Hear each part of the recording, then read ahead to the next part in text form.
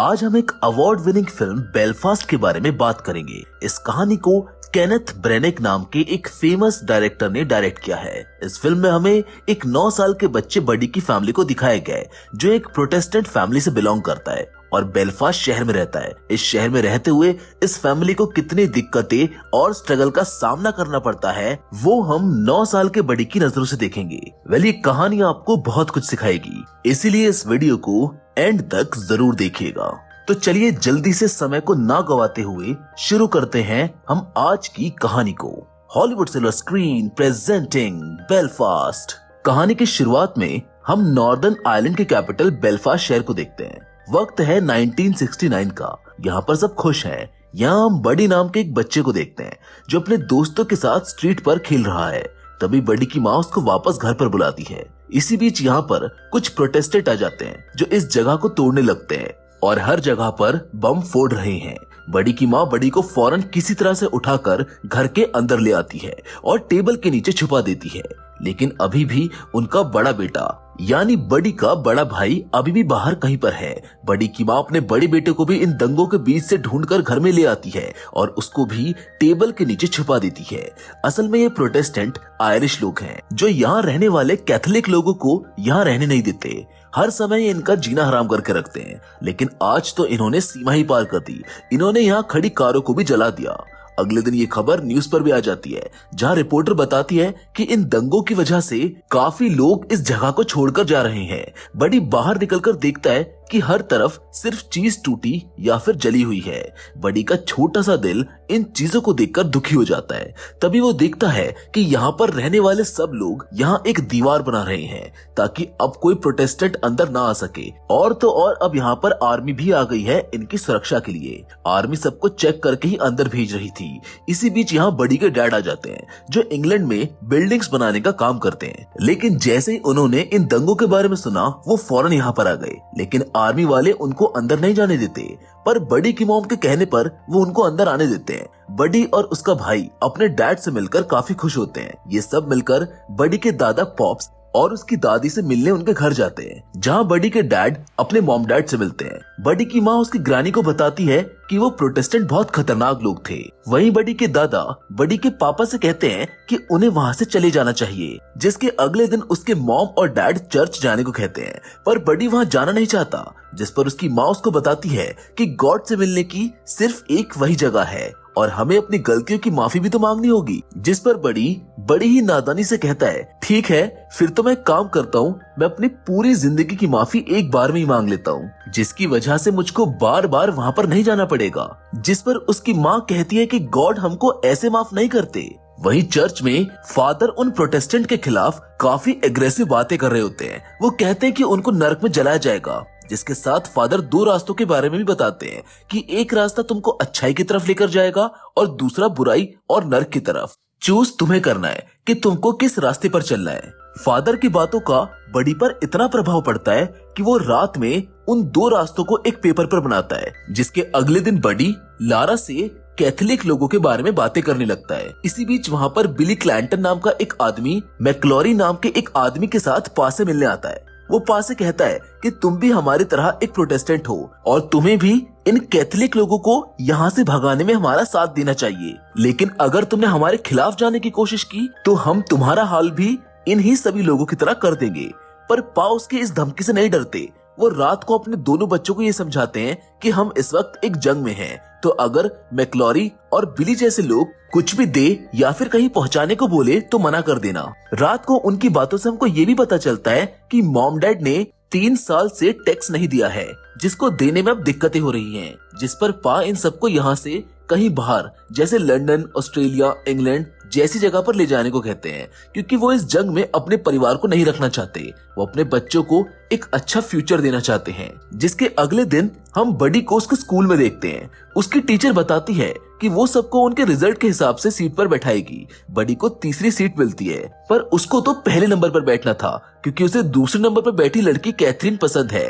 वो घर अपने दादा पॉप से कैथरीन के बारे में बात करता है कि वो उसको पसंद करता है, लेकिन उसको लगता है कि शायद वो किसी और को पसंद करती है और वो पूरा दिन पढ़ती रहती है। जिस पर पॉप्स कहते हैं कि तुम्हें ऐसे नहीं सोचना चाहिए, तुम्हें उसको कहीं बाहर मिलना चाहिए। अगले दिन बडी कैथरीन के घर बाहर जाकर खड़ा हो जाता है, जिस पर कैथरीन उसको देखकर हंसती है, लेकिन बडी उस चीज को नहीं देख पाता। वहीं इधर पा दोबारा बाहर काम करने चले गए हैं और उनकी नई जॉब से काफी पैसे भी आ रहे हैं, जिससे इनका टैक्स और कर्ज धीरे धीरे उतर रहा है। इस चीज से बडी की माँ खुश होती है। बडी फिर से अपने स्कूल जाने लगता है, जहाँ रास्ते में उसको लारा मिलती है।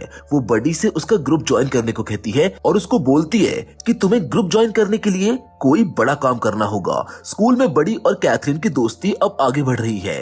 इस बार बडी पढ़ाई करके फर्स्ट पर आ जाता है, लेकिन वो उसे खुश नहीं होता क्योंकि अब कैथरीन तीसरी सीट पर पहुंच चुकी है। ये बात आकर वो पॉप्स और ग्रैनी को बताता है, जिसके साथ वो ये भी बताता है कि अब स्कूल में हमें चांद के ऊपर प्रोजेक्ट बनाना है। जिस पर पॉप्स बडी से कहते हैं कि तुम्हें कैथरीन के साथ ही प्रोजेक्ट बनाना चाहिए, उसको जाकर इस बारे में पूछो। अगले दिन बडी कैथरीन को फ्लावर ले जाकर देता है और उसको प्रोजेक्ट के बारे में पूछता है। वो उसके लिए हाँ बोल देती है। तभी लारा बडी को अपने साथ ले जाती है और ग्रुप में शामिल होने के लिए उसको एक शॉप से चॉकलेट चोरी करने को कहती है। इनके साथ एक लड़की भी होती है। ये तीनों मिलकर उस शॉप में चोरी करते हैं, लेकिन शॉप वाला उस लड़की को पकड़ लेता है, पर बडी और लारा बचकर वहाँ से भाग जाते हैं। लारा बडी से अपना मुंह बंद रखने को कहती है। घर जाकर बडी को पता चलता है कि उसके पा वापस आ गए हैं, लेकिन वो उसकी माँ से लड़ रही हैं क्योंकि उनका कर्ज अभी भी पूरी तरह से खत्म नहीं हुआ है। जिसके बाद पा पॉप्स, ग्रैनी और बडी के साथ जाते हैं। वो पॉप्स को बताते हैं कि वो अपने परिवार को बेलफास्ट शहर से दूर ले जाना चाहते हैं। पॉप्स भी उन्हें यही करने को कहते हैं। इसी बीच पा से मिलने एक बार फिर बिली आता है। वो फिर से उसको धमकी देता है कि तुम अपनी साइड जल्दी से चूज कर लो कि तुम्हें किसकी तरफ रहना है। जिस पर पा कहते हैं कि अगर तुमने मेरी फैमिली की तरफ आंख उठाकर भी देखा तो तुम्हारे लिए सही नहीं होगा। अब घर पर बडी से उस चॉकलेट की चोरी के बारे में बात करने पुलिस आती है, लेकिन बडी उनको कुछ भी नहीं बताता। पर फिर भी माँ उसको डांटती है कि तुमने कुछ तो गड़बड़ की है। कुछ दिनों के बाद पा वापस आते हैं। वो अपने दोनों बच्चों बडी और विल के लिए खिलौने लेकर आते हैं। पा अपने बेटे विल से बात करते हैं, जिस पर विल बताता है कि उसके ग्रुप के लड़के अब यहाँ चोरी करने लगे हैं, पर पा उसको इन सब चीजों से दूर रहने को कहते हैं। जिसके बाद पा इन दोनों को ग्लोब पर दूसरे देश दिखाने लगते हैं। वो कहते हैं कि हम इनमें से किसी भी देश में रहने जा सकते हैं।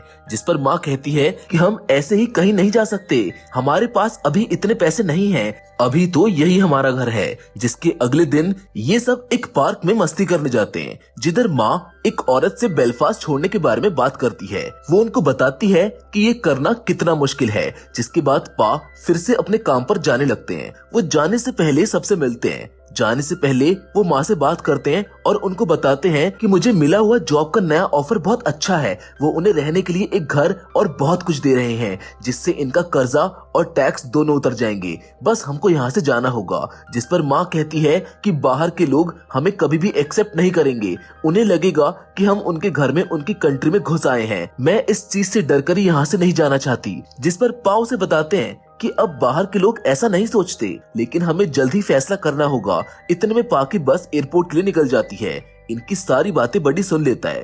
पा अपनी फैमिली से दूर जाते हुए बहुत दुखी होते हैं। जिसके कुछ दिन बाद बडी के दादा पॉप्स की तबीयत खराब हो जाती है। सब उनको लेकर हॉस्पिटल जाते हैं, जहाँ पर बडी पॉप्स के साथ रुकता है। पॉप्स बडी को अपनी जवानी की कहानियां सुनाते हुए कहते हैं कि वो उसको काफी चाहते हैं और वो बड़ा होकर एक अच्छा आदमी बनेगा।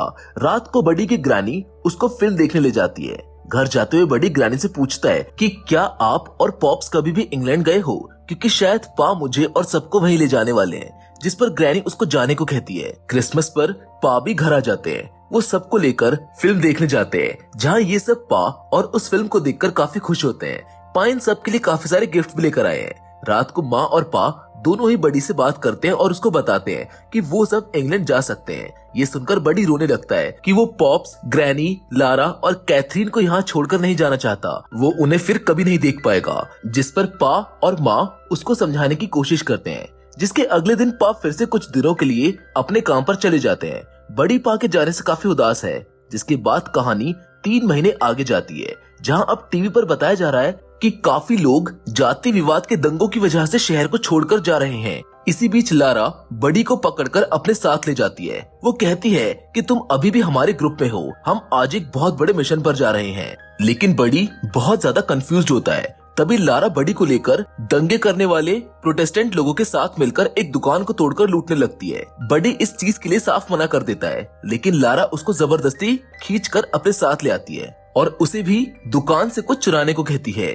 ये सभी लोग पूरी दुकान को तोड़ देते हैं। बडी वॉशिंग पाउडर लेकर यहाँ से घर भाग जाता है, लेकिन उसकी माँ उसे इस चीज के लिए काफी सुनाती है और उसे उसी दुकान पर ले आती है जहाँ से उसने वो पाउडर चुराया है। वो वापस उस पाउडर को रख देती है और लारा को भी सुनाते हुए कहती है कि अगर आगे से तुमने मेरे बेटे को चोरी जैसी कोई चीज सिखाई तो मैं तुमको नहीं छोड़ूंगी। इतने में वहाँ पर बिली आ जाता है जो माँ को बोलता है कैथोलिक लोगों को सबक सिखाना इनका हक है, तुम इन चीजों के लिए इनको क्यों डांट रही हो। ये तीनों जैसे ही बाहर आते हैं तभी यहाँ पर आर्मी वाले आ जाते हैं। बिली का एक आदमी बडी को और माँ को पकड़ लेता है, जिस पर पॉबी वहाँ पर आ जाते हैं और बिली से बडी और माँ को छोड़ने के लिए कहते हैं। बिली कहता है कि अगर मैंने इन्हें छोड़ दिया तो ये आर्मी वाले मुझको मार देंगे, इसलिए मैं इनको नहीं छोड़ूंगा, मैं इन्हें मारूंगा। बिली पीछे से गन निकालकर चलाने वाला होता है, पर तभी पा एक ईंट को उसके हाथ पर फेंक कर मारते हैं, जिससे उसकी गन नीचे गिर जाती है, जिसका फायदा उठाकर माँ बडी को लेकर छुप जाती है और आर्मी वाले बिली को पकड़ लेते हैं। पास सबको संभालकर शांत करने की कोशिश करते हैं। लारा भी इनके साथ ही होती है।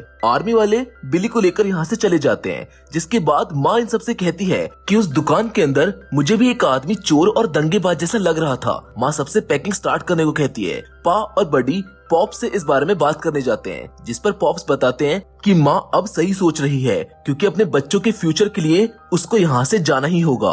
बडी कैथरीन के साथ बनाया अपना मून प्रोजेक्ट स्कूल में जमा करता है और घर पर आ जाता है, जहाँ पर एक आदमी पा से मिलने आया है। बडी फौरन पा के पास जाता है और उसको पता चलता है कि उसके दादा पॉप्स की डेथ हो गई है। इस खबर से पूरा परिवार टूट जाता है। पॉप्स के फ्यूनरल पर पूरा शहर आता है, जिस पर बडी पा से कहता है कि दादाजी तो बहुत फेमस थे। पाओ से कहते हैं कि वो एक अच्छे आदमी थे।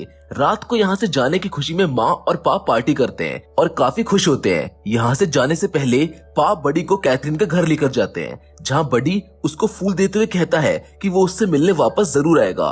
कैथरीन ये सुनकर खुश हो जाती है, लेकिन बडी पा से पूछता है कि क्या वो उससे शादी कर सकता है क्योंकि वो कैथोलिक है, जिस पर पा कहते हैं कि वो एक अच्छे इंसान होनी चाहिए, उसकी जाति का प्यार से कोई मतलब नहीं है। जिसके बाद ये सब इस बेलफास्ट शहर से जाने लगते हैं। बडी की ग्रैनी इन सबको जाता हुआ देखती है कि ये सब बहुत खुश हैं, लेकिन ग्रैनी अब बिल्कुल अकेली हो चुकी है और वो उनके जाने से बहुत दुखी है। जिसके साथ ये कहानी यहीं पर खत्म हो जाती है।